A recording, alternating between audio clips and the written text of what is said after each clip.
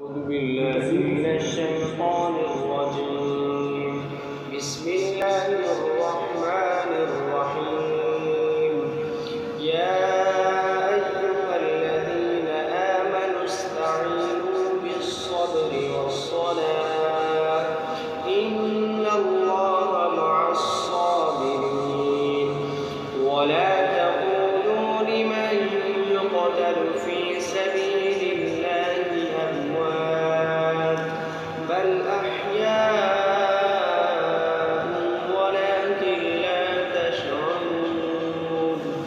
ولنبلونكم بشيء من الخوف والجوع ونقص من الأموال